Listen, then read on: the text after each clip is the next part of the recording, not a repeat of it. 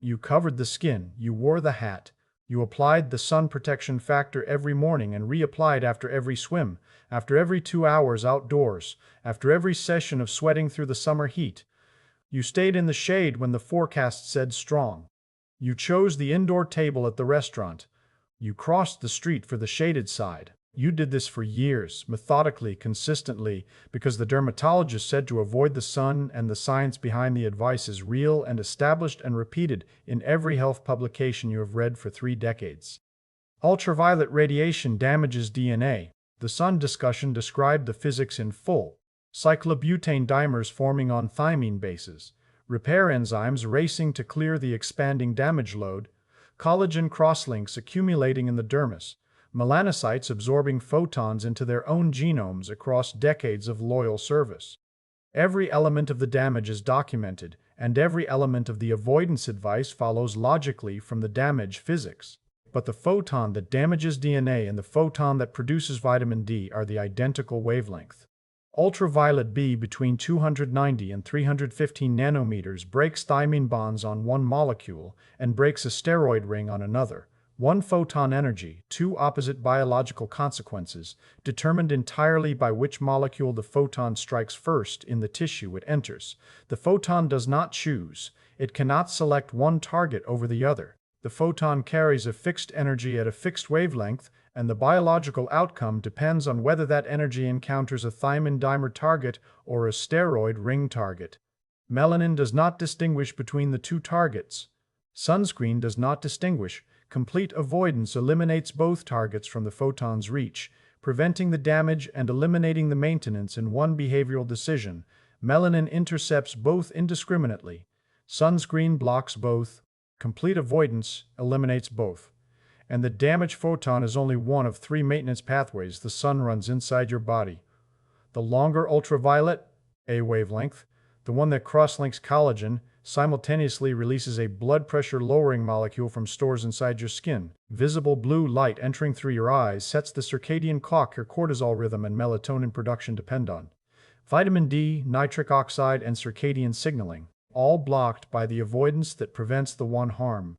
You blocked all 3 to prevent the damage, and now 3 deficiencies the sunscreen was never designed to address are aging the body the sunscreen was meant to protect. Where the paradox starts is with one photon doing 2 opposite jobs. Ultraviolet B at 290 to 315 nanometers arrives at the epidermis carrying a specific photon energy. The damage pathway described what happens when that photon strikes adjacent thymine bases on a DNA strand. A cycloaddition reaction forces a covalent bond between them, creating a cyclobutane pyrimidine dimer that kinks the strand and corrupts the genetic code at that position. That is the damage pathway, the physics that justified every bottle of sunscreen you ever purchased and every hat you ever wore. Same photon, same energy, same wavelength range. Arriving at a different molecule sitting in the membrane of the same tissue layer, 7-dehydrocholesterol, a cholesterol derivative present in every keratinocyte in the epidermis. The photon energy breaks the B ring of the steroid structure through a photolytic reaction, converting 7-dehydrocholesterol to pre-vitamin D3. The bond that breaks in the steroid ring requires exactly the photon energy the thymine dimer required to form. One wavelength, 2 targets, 2 opposite biological outcomes, determined entirely by which molecule the photon encounters first as it passes through the tissue. Body heat converts pre-vitamin D3 to vitamin D3 over the following hours. Hollick established the photobiology of this conversion in the New England Journal of Medicine, confirming that the molecule the skeleton and immune system depend on is produced exclusively through the wavelength that also damages DNA. Vitamin D3 travels to the liver, where hydroxylation converts it to calcidiol, the circulating form. Calcidiol travels to the kidneys, where a second hydroxylation converts it to calcitriol, the active hormone.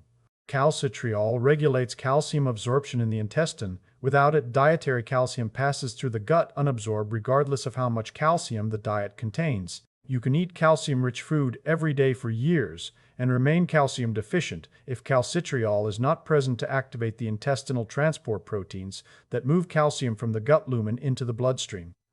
Calcitriol signals the osteoblasts that build bone by activating the receptor pathway that determines whether bone formation outpaces resorption. Without calcitriol, the balance tips, osteoclasts, continue dissolving old bone on schedule, while osteoblasts slow their replacement work, a net loss that progresses silently across every year.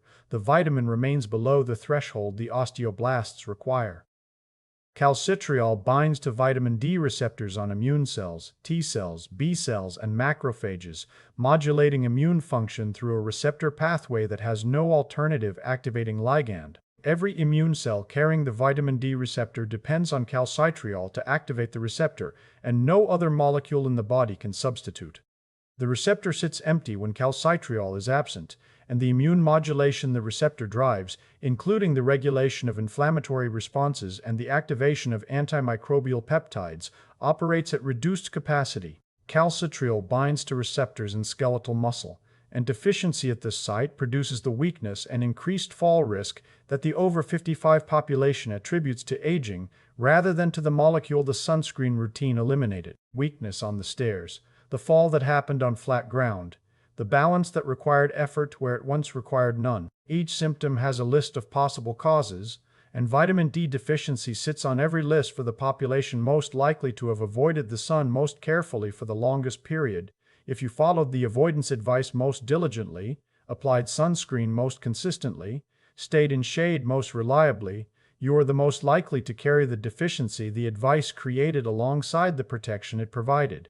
Every morning for years I had applied a product that blocked the molecule my skeleton and immune system required, and the bottle carried no information about the trade-off, because the trade-off is not the product's concern. The sunscreen prevents the damage. What happens to the maintenance pathways the sunscreen also blocked is a question the product was never designed to answer.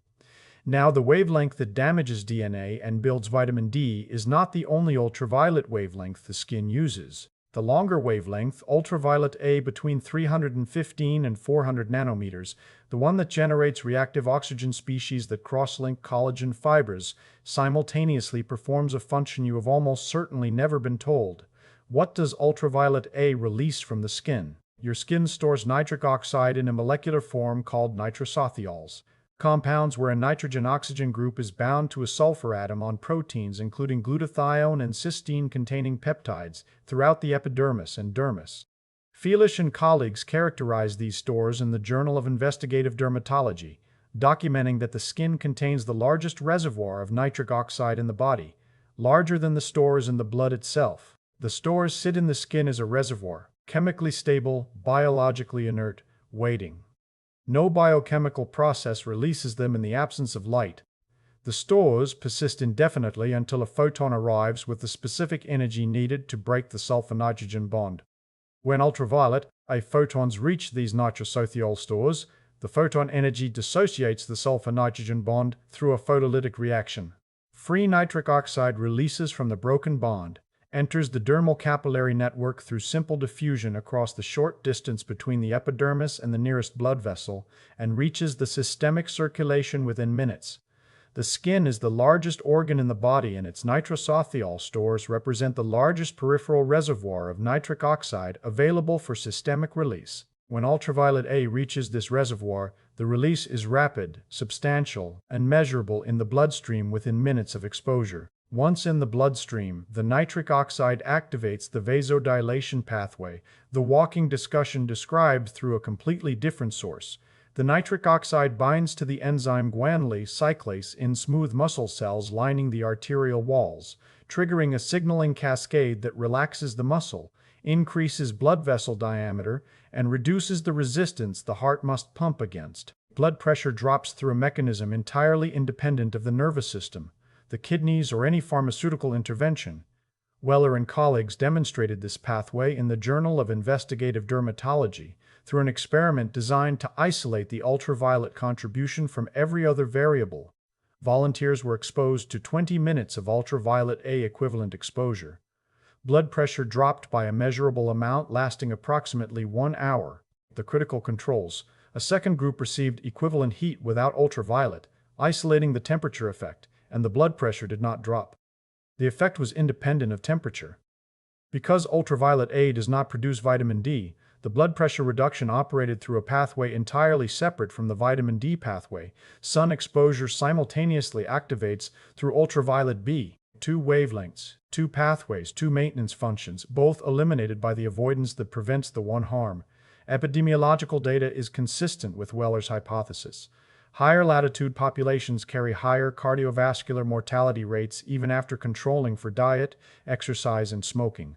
The gradient follows the sun. Cardiovascular mortality rises as latitude increases and average annual ultraviolet exposure decreases. Weller proposed that the skin's ultraviolet-mediated nitric oxide release is a cardiovascular maintenance pathway that weakens during low sun months at high latitudes, weakens further in populations that avoid sun exposure during high sun months, and disappears entirely in people who block all ultraviolet year-round through sunscreen, clothing, and indoor living. Well, the endothelial pathway operates through a different source, shear stress from blood flow activating the enzyme that produces nitric oxide inside the blood vessel lining. That pathway produces an identical molecule through a different mechanism, and the two pathways are independent. If you avoid all sun but walk daily, you retain the endothelial source while losing the skin source. The endothelial pathway is the closest substitute for the skin pathway that sun avoidance eliminated. Different source, different trigger, same molecule. Partial compensation because the skin stores represent a reservoir the endothelium does not replicate, and the photolytic release can deliver a bolus of nitric oxide from stored reserves that the steady-state endothelial production cannot match. Skin is a pharmacy. It was a nitric oxide pharmacy that dispensed its product when the sun hit the counter, and the avoidance closed the pharmacy without providing an alternative dispensary. Two pathways from the skin. Is there a third? One through ultraviolet B, building vitamin D. One through ultraviolet A, releasing nitric oxide. Both blocked by complete avoidance. But there is a third pathway that enters through the eyes. Melanopsin, a photopigment in specialized retinal ganglion cells, Burson identified in Science in 2002, responds to blue-enriched light at approximately 480 nanometers. These cells do not contribute to vision. You cannot see through them. They serve a single function, projecting a light intensity signal directly to the suprachiasmatic nucleus, the master clock that coordinates cortisol release in the morning, melatonin onset in the evening, and the timing of every hormone cycle the body runs on a 24-hour schedule. The signal these cells send is not, "What are you looking at?" The signal is, "How bright is it outside right now?" Full activation requires bright light, and the gap between what indoor living provides and what the system evolved to receive is where the circadian deficit accumulates. Outdoor light, even in open shade on a cloudy day, delivers 5,000 to 10,000 lux. Indoor light from overhead fixtures and table lamps delivers 100 to 500 lux. The deficit is not marginal. Indoor lighting provides 1/10 to 100th of the signal the melanopsin system was calibrated to receive across the millions of years the circadian clock evolved under open sky conditions. If you spend your days indoors and your outdoor time limited to the walk between the car and the building, the circadian clock is running on a fraction of its required input every single day, and the deficit accumulates across every week and month of indoor living. The clock does not stop. It drifts, running on an internal period that deviates from 24 hours without the daily correction the bright light provides. Cortisol timing drifts when the morning signal is too weak. The cortisol peak that should arrive within 30 minutes of waking arrives later, or arrives blunted, and the downstream metabolic, immune, and cognitive functions that cortisol timing coordinates drift with it. Melatonin onset delays when the daytime bright light signal is absent. Because the suppression of melatonin during daylight hours depends on melanopsin activation, and weak activation produces weak suppression, which produces a blurred boundary between the daytime cortisol phase and the evening melatonin phase. Sleep quality degrades through a signaling deficit that has nothing to do with sleep hygiene practices and everything to do with the photon the eyes never received in sufficient quantity. And then, the lens of the eye yellows with age. Advanced glycation end products accumulate in the crystalline lens across decades, progressively filtering the blue wavelengths melanopsin depends on. A 55-year-old lens transmits less blue light than a 25-year-old lens receiving identical outdoor illumination. You receive a yellowed lens signal through eyes that are already receiving less light than the system requires because you stay indoors to avoid the sun. Double attenuation, less light arriving at the eye, less blue transmitted through the lens. Two independent reductions compounding against one signaling pathway.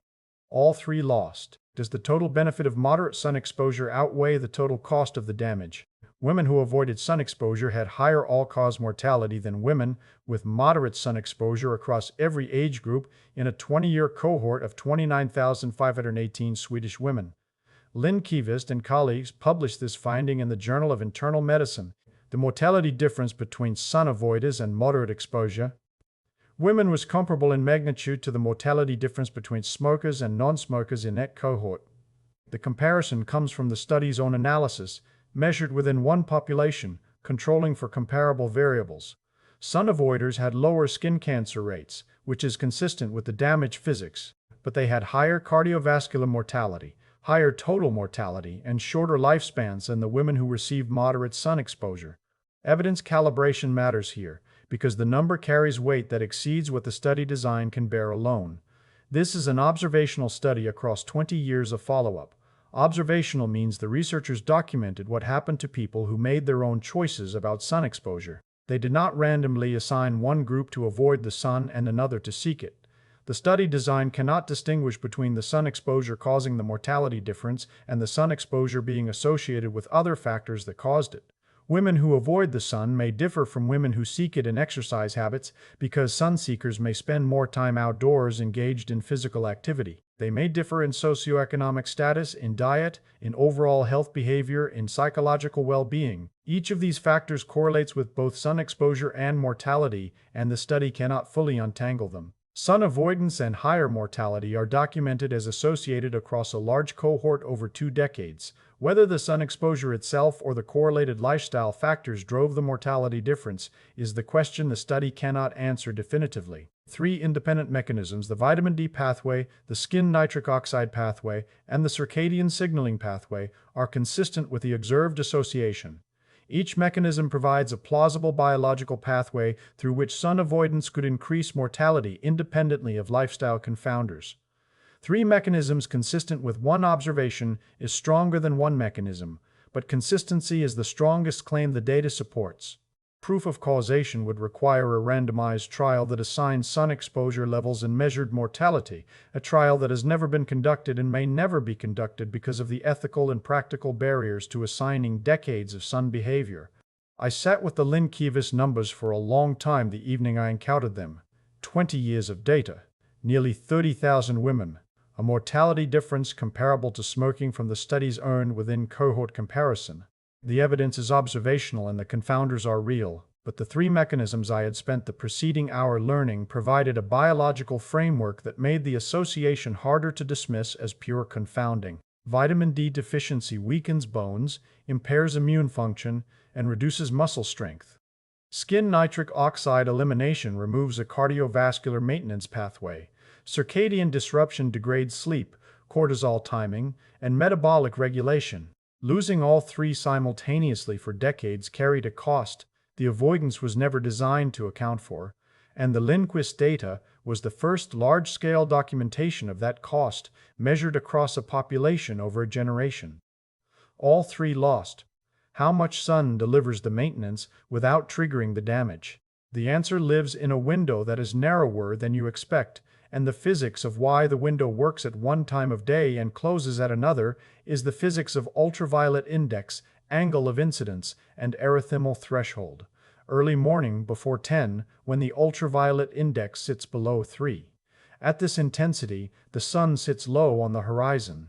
The photons pass through a longer atmospheric path at the oblique angle, and Rayleigh scattering preferentially removes the shorter wavelengths from the beam. Shorter wavelengths scatter more strongly than longer ones, because the scattering intensity scales with the inverse 4th power of wavelength.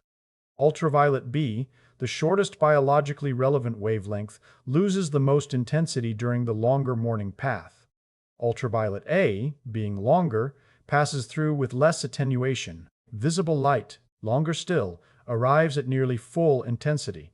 The atmospheric physics naturally sorts the wavelengths by path length, filtering the damaging band while preserving the maintenance bands. The ultraviolet B that arrives is present but attenuated, arriving at intensity sufficient to activate the vitamin D photolysis in the skin, but below the intensity that overwhelms the repair enzymes and produces the sunburn that follows prolonged exposure. Melanopsin activation runs at full outdoor lux through the eyes because the visible blue light melanopsin responds to is abundant in morning light, regardless of ultraviolet index. Vitamin D synthesis begins on exposed skin because the activation threshold for the photolytic conversion of 7-dehydrocholesterol is lower than the erythemal threshold for most skin types at low ultraviolet index, meaning the bone-building molecule begins forming before the dose reaches the level that would produce redness. Skin nitric oxide liberation runs through ultraviolet A, which is present from the moment the sun clears the horizon and penetrates the atmosphere with less attenuation than ultraviolet B. 15 to 20 minutes on forearms and face without sunscreen on those surfaces during the morning window. All three maintenance inputs at ultraviolet B intensities below the sunburn threshold for most skin types. After the morning window, sunscreen goes on for the remainder of outdoor time, protecting against the damage dose while the maintenance dose has already been received. The sequence matters: maintenance first, protection second. The dose that maintains without the dose that damages. The morning window is where the physics of maintenance and the physics of damage separate because the atmospheric filtering at low sun angles reduces the damaging wavelength while preserving the maintenance wavelengths. After 10, the window closes. By midday, when the sun sits near vertical and the atmospheric path is shortest, ultraviolet B arrives at full intensity. The damage dose exceeds the maintenance dose, the dimers accumulate faster than the repair enzymes clear them. The collagen cross-links accelerate. The damage pathway begins outpacing the benefit the maintenance pathways provide. The morning window works because the atmospheric physics at low sun angles naturally filters the wavelength you need to limit while transmitting the wavelengths you need to receive. The atmosphere does the sorting for you. But what if you cannot use any window at all? Some conditions rule out every option. The morning physics does not apply to everyone. Photosensitive conditions, lupus, porphyria, xeroderma pigmentosum, dermatomyositis, and photosensitive medication reactions from tetracyclines, thiazides, certain chemotherapy agents, and amiodarone produce pathological responses to ultraviolet exposure that override the maintenance benefit. The physics that maintains a healthy body damages a photosensitive one because the photosensitive condition changes how the tissue responds to the photon, not the photon itself. The ultraviolet A that would release beneficial nitric oxide from a healthy skin triggers an inflammatory cascade in a photosensitive skin. The ultraviolet B that would produce vitamin D in a normal keratinocyte produces an exaggerated damage response in a keratinocyte carrying the photosensitive mutation. Thiazide diuretics, the medication described depleting both sides of the sodium-potassium pump, also appear on the photosensitivity list, a third consequence from one prescription operating through a different physics entirely. If you take thiazides, you now carry sodium depletion, potassium depletion, and photosensitivity blocking the skin nitric oxide pathway, three costs from one prescription operating through three independent mechanisms. If you are photosensitive, the three pathways have a replacement hierarchy that determines which deficiencies can be addressed and which cannot. Knowing where the gaps are is the practical physics you, if photosensitive, require. Vitamin D has a complete replacement. Oral vitamin D3, cholecalciferol, is the identical molecule the skin produces through photolysis. Taken at 1,000 to 4,000 international units daily under physician guidance, with dosing calibrated to serum levels measured through a blood test, the supplement delivers the molecule, the gut absorbs, and the liver and kidneys convert through an identical hydroxylation pathway. The photolytic product follows. The molecule does not carry a tag indicating its origin. Vitamin D from a capsule and vitamin D from the skin follow the same biochemical pathway to the same active hormone. This pathway is fully replaceable. Melanopsin signaling has a workable replacement. The circadian signal requires visible blue light through the eyes, not ultraviolet on the skin. A 10,000 lux light therapy device, available commercially and used clinically for seasonal affective disorder, delivers melanopsin activating wavelengths without any ultraviolet component. If you are photosensitive, you can sit in front of the device for 20 to 30 minutes each morning and receive the circadian signal that outdoor light would normally provide. Window glass represents a second option. Standard glass blocks ultraviolet B and most ultraviolet A while transmitting the visible blue wavelengths melanopsin responds to. Sitting near a bright window in the morning receives the circadian signal without ultraviolet skin exposure. This pathway is functionally replaceable for most photosensitive conditions. Skin nitric oxide has no complete replacement. The skin nitrosothiol stores require ultraviolet A photons hitting the sulfur-nitrogen bond to release the nitric oxide. No oral supplement replicates this specific release mechanism.